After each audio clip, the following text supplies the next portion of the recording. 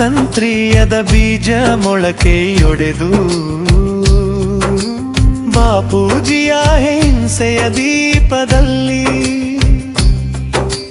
ಗಣರಾಜ್ಯದ ಬೆಳಕು ಹೊಂಬಣ್ಣದಲ್ಲಿ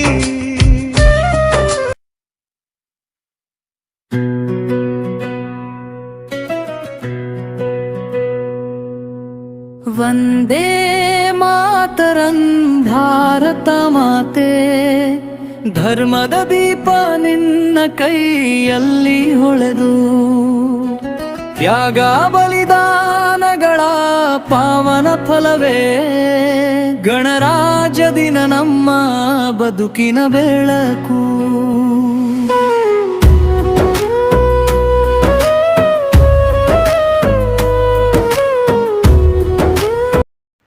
ಎಲ್ಲ ನಮ್ಮ ವೀಕ್ಷಕ ಪ್ರಭುಗಳಿಗೂ ಆತ್ಮೀಯವಾದಂತಹ ಸ್ವಾಗತ ಸುಸ್ವಾಗತ.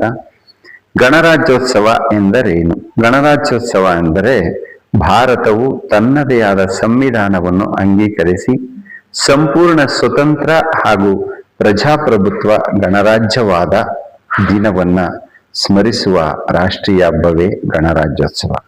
ಪ್ರತಿ ವರ್ಷ ಜನವರಿ 26ರಂದು ದೇಶಾದ್ಯಂತ ಅತ್ಯಂತ ಗೌರವ ಹಾಗೂ ಉತ್ಸವದೊಂದಿಗೆ ಆಚರಿಸಲಾಗುವಂತಹ ಹಬ್ಬ ಭಾರತದ ಹಬ್ಬ. 1947 ಆಗಸ್ಟ್ 15ರಂದು ಭಾರತಕ್ಕೆ ಬ್ರಿಟಿಷರ ಆಳ್ವಿಕೆಯಿಂದ ಸ್ವತಂತ್ರ ದೊರೆಯಿತು. ಆದರೆ ಆ ಸಮಯದಲ್ಲಿ ಭಾರತವು ತನ್ನದೇ ಆದ ಸಂವಿಧಾನವನ್ನ ಹೊಂದಿರಲಿಲ್ಲ. ಸ್ವಾತಂತ್ರ್ಯ ನಂತರ ಸಂವಿಧಾನದ ರಚನೆಯ ಅಗತ್ಯ ಉಂಟಾಗುತ್ತೆ. ಅದಕ್ಕಾಗಿ 1946 ಡಿಸೆಂಬರ್ 9ರಂದು ಸಂವಿಧಾನ ಸಭೆಯನ್ನು ಸಹ ರಚನೆ ಮಾಡ್ತಾರೆ. ಈ ಸಂವಿಧಾನ ರಚನಾ ಸಮಿತಿಯ ಅಧ್ಯಕ್ಷರಾಗಿ ಡಾಕ್ಟರ್ BR ಅಂಬೇಡ್ಕರ್ ಅವರು ಆಯ್ಕೆಯಾಗ್ತಾರೆ. ಸುಮಾರು 2 ವರ್ಷ 11 ತಿಂಗಳು 18 ದಿನಗಳ ಶ್ರಮದ ನಂತರ ಭಾರತ ಸಂವಿಧಾನವು 1949 ನವೆಂಬರ್ 26ರಂದು ಅಂಗೀಕಾರ ಆಗುತ್ತೆ. ಆದರೆ ಸಂವಿಧಾನ ಜಾರಿಗೊಳಿಸಲು 1950 ಜನವರಿ 26ರನ್ನ ಆಯ್ಕೆ ಮಾಡ್ತಾರೆ. ಜನವರಿ 26ರ ವಿಶೇಷ ಏನು ಅಂದ್ರೆ 1930ರ ಜನವರಿ 26ರಂದು ಲಾಹೋರಿನಲ್ಲಿ ಭಾರತೀಯ ರಾಷ್ಟ್ರೀಯ ಕಾಂಗ್ರೆಸ್ ಪೂರ್ಣ ಸ್ವರಾಜ್ಯ ಎನ್ನುವಂತಹ ಘೋಷಣೆ ಸಹ ಮಾಡಿರುತ್ತೆ. ಆ ಐತಿಹಾಸಿಕ ದಿನದ ಗೌರವಕ್ಕಾಗಿ ಸಂವಿಧಾನ ಜಾರಿಯ ದಿನಾಂಕವನ್ನ ಜನವರಿ 26ಕ್ಕೆ ನಿಗದಿಪಡಿಸ್ತಾರೆ. ಗಣರಾಜ್ಯೋತ್ಸವದ ಮಹತ್ವವನ್ನ ನೋಡೋದಾಯ್ತು ಅಂದ್ರೆ ಈ ದಿನದಿಂದ ಭಾರತವು ಸಾರ್ವಭೌಮ, ಸಮಾಜವಾದಿ, ಧರ್ಮ ನಿರಪೇಕ್ಷ ಪ್ರಜಾಪ್ರಭುತ್ವ ಗಣರಾಜ್ಯ ಆಗಿದ್ದು ಪ್ರಜೆಗಳೇ ರಾಷ್ಟ್ರದ ಪರಮಾಧಿಕಾರಿಗಳು ಎಂಬ ಸಂದೇಶವನ್ನು ಈ ಹಬ್ಬ ಸಾರುತ್ತದೆ. ಸಂವಿಧಾನ ಹಕ್ಕುಗಳು, ಕರ್ತವ್ಯಗಳು ಹಾಗೂ ಏಕತೆ ಬಗ್ಗೆ ನಾಗರಿಕರಲ್ಲಿ ಜಾಗೃತಿ ಮೂಡಿಸುತ್ತೆ. ಗಣರಾಜ್ಯೋತ್ಸವವು ಕೇವಲ ಒಂದು ಹಬ್ಬವಲ್ಲ, ಅದು ಭಾರತದ ಸಂವಿಧಾನಾತ್ಮಕ ಸ್ವಾತಂತ್ರ್ಯ, ಪ್ರಜಾಪ್ರಭುತ್ವದ ಗರ್ವ ಮತ್ತು ರಾಷ್ಟ್ರದ ಏಕತೆಯ ಸಂಕೇತವಾಗಿದೆ.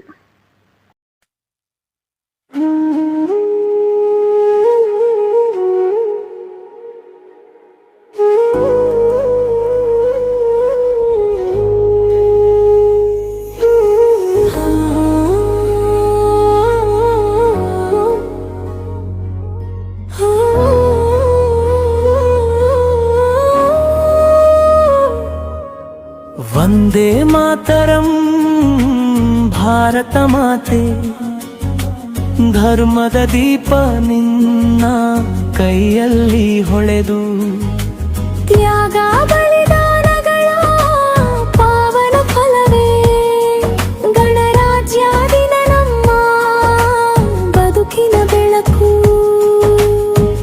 ಪರಾಧೀನತೆಯ ಕತ್ತಲೆ ಕಾಲದಲ್ಲಿ ಅನೇಕ ವೀರರು ಹರಿಸಿರದು ರಕ್ತ. ಗಾಂಧಿ ಅಂಬೇಡ್ಕರರ ಮಹಾಚಿಂತನೆ ನ್ಯಾಯ ಸಮಾನತೆಯ ಪಥವನ್ನು ಕಟ್ಟಿತು.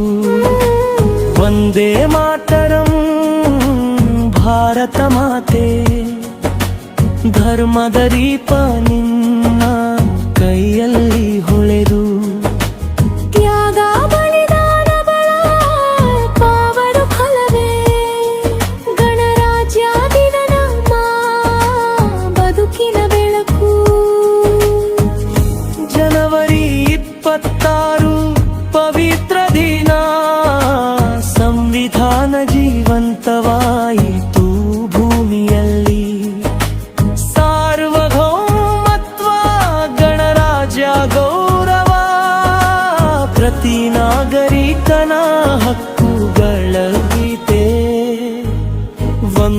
ಮಾತರಂ ಭಾರತ ಮಾತೆ ಧರ್ಮದ ದೀಪ ನಿಂಗೆಯಲೈ ಹೊಳೆದು ತ್ಯಾಗ ಬಲಿದಾನಗಳ ಪಾವನ ಫಲವೇ ಗಣರಾಜ್ಯ ದಿನ ನಮ್ಮ ಬದುಕಿನ ಬೆಳಕು.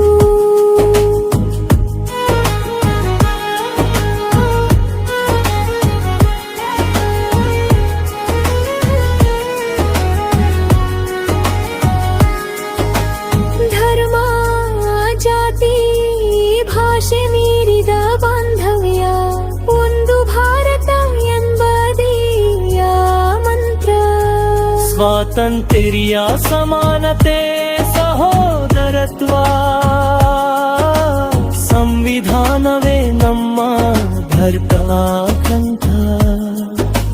ವಂದೇ ಮಾತರಂ ಭಾರತ ಮಾತೆ ಧರ್ಮದ ದೀಪ ನಿನ್ನ ಕೈಯಲ್ಲಿ ಹೊಳೆದು ತ್ಯಾಗ ಬಲಿದಾನಗಳ ಪಾವನ ಫಲವೇ ಗಣರಾಜ್ಯ ದಿನ ನಮ್ಮ ಬದುಕಿನ ಬೆಳಕು.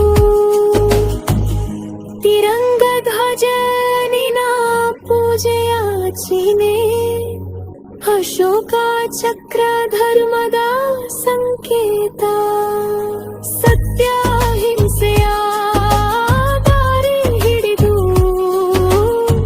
ವಿಶ್ವಕ್ಕೆ ಶಾಂತಿಯ ಸಂದೇಶ ನೀಡೆ.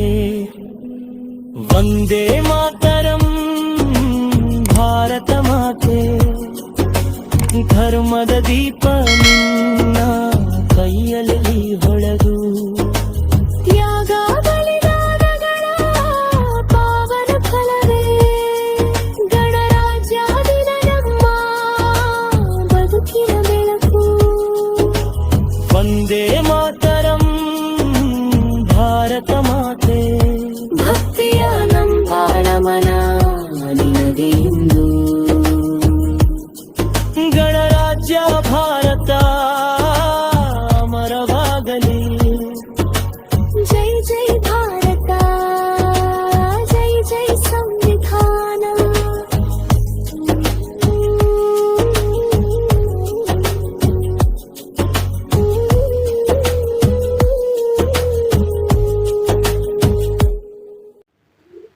ಮತ್ತೊಮ್ಮೆ ತಮ್ಮೆಲ್ಲರಿಗೂ ಸ್ವಾಗತವನ್ನು ಬಯಸುತ್ತಾ, ಸರ್ದಾರ್ ವಲ್ಲಭಾಯ್ ಪಟೇಲ್ ಭಾರತದ ಏಕೀಕರಣದ ಶಿಲ್ಪಿ. ಸ್ವಾತಂತ್ರ್ಯಾನಂತರದ ಸ್ಥಿತಿ 1947ರಲ್ಲಿ ಭಾರತ ಸ್ವತಂತ್ರವಾದಾಗ ದೇಶದಲ್ಲಿ ಸುಮಾರು 565ಕ್ಕೂ ಹೆಚ್ಚು ರಾಜವಂಶೀಯ ಸಂಸ್ಥಾನಗಳು ಇದ್ದವು. ಈ ಸಂಸ್ಥಾನಗಳು ಸ್ವತಂತ್ರವಾಗಿರಬೇಕೇ ಅಥವಾ ಭಾರತ ಪಾಕಿಸ್ತಾನಕ್ಕೆ ಸೇರ್ಪಡೆಯಾಗಬೇಕೆಂಬ ಗೊಂದಲದಲ್ಲಿದ್ದವು. ಈ ಪರಿಸ್ಥಿತಿ ಮುಂದುವರೆದಿದ್ದರೆ ಭಾರತವು ಸಣ್ಣ ಸಣ್ಣ ರಾಷ್ಟ್ರಗಳ ಗುಚ್ಛವಾಗುವ ಅಪಾಯ ಸಹ ಇತ್ತು. ಈ ಮಹತ್ವದ ಹೊಣೆಯನ್ನು ಹೊತ್ತವರು ಸರ್ದಾರ್ ವಲ್ಲಭಾಯ್ ಪಟೇಲ್ರು. ಅವರು ಆಗ ಭಾರತದ ಮೊದಲ ಗೃಹ ಮಂತ್ರಿ ಹಾಗೂ ಉಪ ಪ್ರಧಾನಮಂತ್ರಿ ಸಹ ಆಗಿರ್ತಾರೆ. ಪಟೇಲರ ದೃಢ ನಾಯಕತ್ವ. ಸರ್ದಾರ್ ಪಟೇಲ್ ಅವರು ಸಂಸ್ಥಾನಗಳನ್ನು ಭಾರತದೊಡನೆ ಸೇರ್ಪಡೆಗೊಳಿಸಲು ಸಮಾಧಾನ, ಸಂವಾದ ಮತ್ತು ಭರವಸೆಗಳನ್ನು ಮೊದಲ ಆದ್ಯತೆಯಾಗಿ ಬಳಸ್ತಾರೆ. ನಂತರ ಅಗತ್ಯವಿದ್ದಲ್ಲಿ ಕಠಿಣ ನಿರ್ಧಾರಗಳನ್ನು ತೆಗೆದುಕೊಳ್ಳಲು ಹಿಂದೆ ಸರಿಯುವುದಿಲ್ಲ. ಅದರ ಜೊತೆಗೆ ವಿ.ಪಿ. ಮೆನನ್ ಪ್ರಮುಖ ಆಡಳಿತಾತ್ಮಕ ಪಾತ್ರ ಸಹ ವಹಿಸ್ತಾರೆ. ಅವರು ರೂಪಿಸಿದ ಮುಖ್ಯ ಉಪಾಯವೇ ಇನ್ಸ್ಟ್ರೂಮೆಂಟ್ ಆಫ್ ಅಕ್ಸೆಷನ್, ಸೇರ್ಪಡೆ ಒಪ್ಪಂದ ಅಂತ.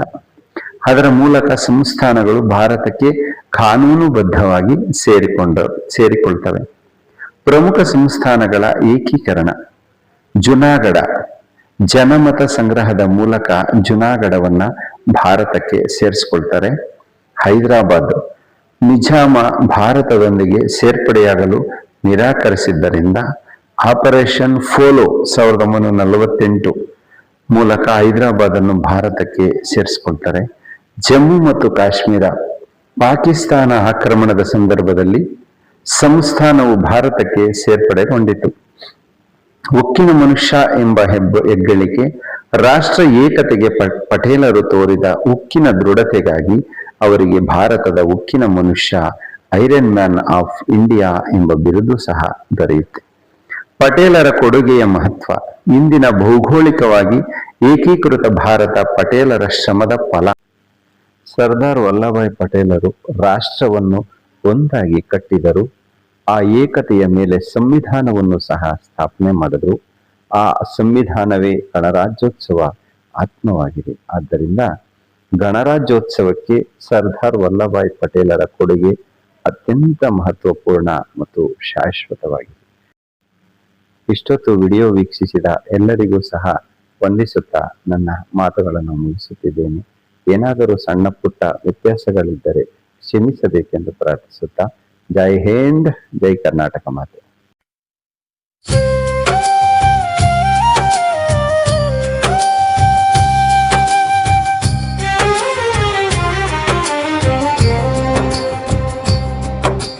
ಗಣರಾಜ್ಯದ ಬೆಳಕು ಹೊಂಬಣ್ಣದಲ್ಲಿ, ಭಾರತ ಭೂಮಿಯ ಪಾವನ ಮಣ್ಣಲ್ಲಿ, ಸ್ವಾತಂತ್ರ್ಯದ ಬೀಜ ಮೊಳಕೆಯೊಡೆದು,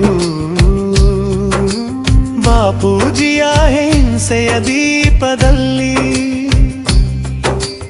ಗಣರಾಜ್ಯದ ಬೆಳಕು ಹೊಂಬಣ್ಣದಲ್ಲಿ, ಭಾರತ ಭೂಮಿಯ ಪಾವನ ಮಣ್ಣಲ್ಲಿ, ಸ್ವಾತಂತ್ರ್ಯದ ಬೀಜ ಮೊಳಕೆಯೊಡೆದು, ಬಾಪೂಜಿಯ ಹಿಂಸೆಯ ದೀಪದಲ್ಲಿ.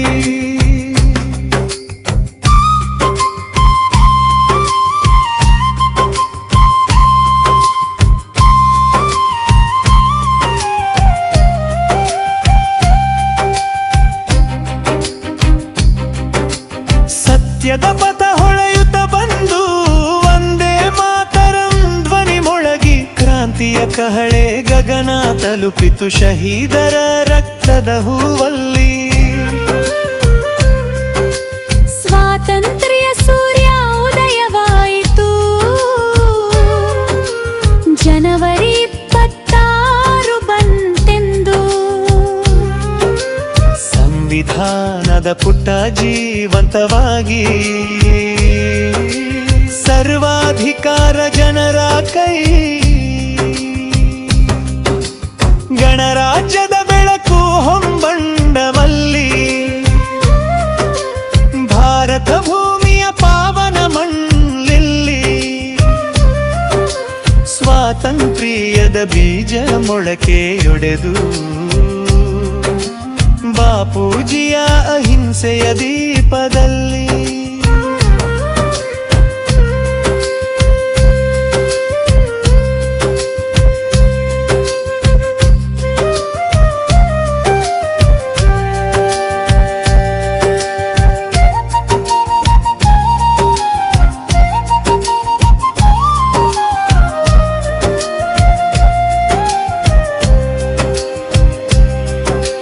ಗಣರಾಜ್ಯ ಧ್ವಜ ಹಾರಿ ಹೋಗಿ, ಅಂಬೇಡ್ಕರ್ ಕರ್ತ ಸಂವಿಧಾನ, ನ್ಯಾಯ ಸಮತೆ ದೀಪ ಬೆಳಗಿ, ಬಂಧುತ್ವದ ಮಂತ್ರದೊಳಗಲ್ಲಿ, ಭಾರತ ಮಾಯಿ ನಗು ಚೆಲ್ಲಿದಳು, ಕೇಶರಿ ಬಿಳುಪು ಹಸಿರು ಧ್ವಜ, ಅಶೋಕ ಚಕ್ರದ ಧರ್ಮ ಪಥ, ಶಾಂತಿಯ ಸಂದೇಶ ಲೋಕಕ್ಕಿತ್ತು. ಗಣರಾಜ್ಯದ ಬೆಳಕು ಹೊಂಬಣ್ಣದಲ್ಲಿ, ಭಾರತ ಭೂಮಿಯ ಪಾವನ ಮಣ್ಣಲ್ಲಿ, ಸ್ವಾತಂತ್ರ್ಯದ ಬೀಜ ಮೊಳಕೆಯೊಡೆದು, ಬಾಪೂಜಿಯ ಅಹಿಂಸೆಯ ದೀಪದಲ್ಲಿ, ಭಾರತ ಹೆಮ್ಮೆ ಗಗನ ತಲುಪಿತು. ಹೇ ಭಾರತ ತಾಯಿ ನಿನಗೆ ನಮಸ್ಕಾರ, ಗಣರಾಜ್ಯದ ದಿನ ಮಹಾ ಸಂಸ್ಕಾರ, ಭಕ್ತಿಯಿಂದ ಹಾಡೋಣ ಜಯಗಾಥೆ.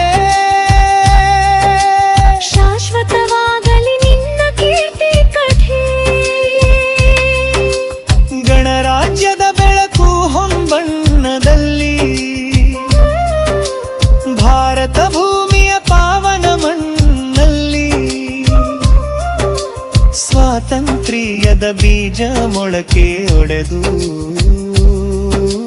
ಬಾಪೂಜಿಯ ಅಹಿಂಸೆಯ ದೀಪದಲ್ಲಿ